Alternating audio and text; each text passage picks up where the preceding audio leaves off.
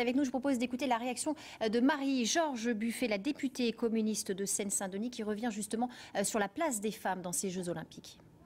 Un démarrage très fort, avec de très bons résultats bien sûr pour la natation, et puis des résultats portés par les femmes de nos équipes, puisque ce sont elles qui ont décroché les premières médailles. D'ailleurs, des femmes à l'honneur.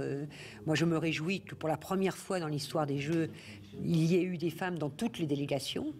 Mais je m'évite un bémol à cette joie, parce que j'ai vu défiler l'Arabie Saoudite avec les femmes en queue de peloton derrière, au fond de la délégation. De beaucoup de religions, et en particulier de la religion musulmane, comme de la religion catholique et protestante, c'est d'être tolérante, quoi. Voilà. Donc pour des sportifs, je pense qu'on pourrait mettre de côté pendant une journée ou deux le port du voile pour des raisons pratiques. Voilà, aussi simple que ça.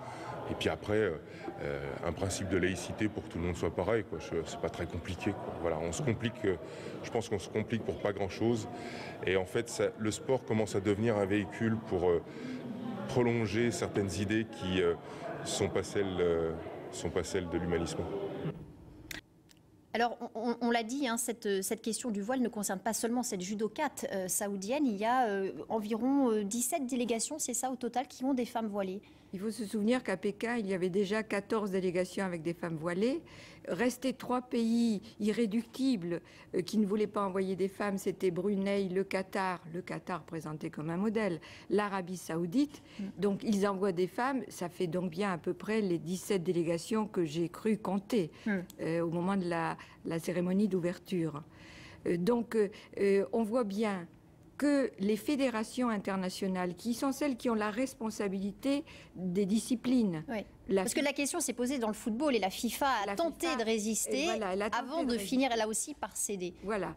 Donc on voit bien que le CIO, qui devrait faire pression sur les fédérations pour qu'elles ne cèdent pas, fait le contraire. Les fédérations tentent de résister. Et on voit bien que spontanément, elles disent la règle, c'est qu'elles ne portent pas le hijab. Alors, et puis, elles cèdent. On va conclure en parlant de votre séjour à Londres. Vous rentrez de Londres où vous avez jeté la charte olympique dans la Tamise. C'est un geste particulièrement fort. Il fallait un geste symbolique pour montrer que ceux qui ont pour seule mission de défendre la charte olympique et ses principes universels sont en train de la trahir. Et pour ça, nous avons mis la charte olympique dans un cercueil. Nous avions un orchestre de jazz genre Nouvelle-Orléans et nous avons été sur le pont de Westminster. Nous avons jeté la charte par-dessus bord. Nous étions entourés par les associations du lobby européen des femmes qui représentent 2500 associations en Europe.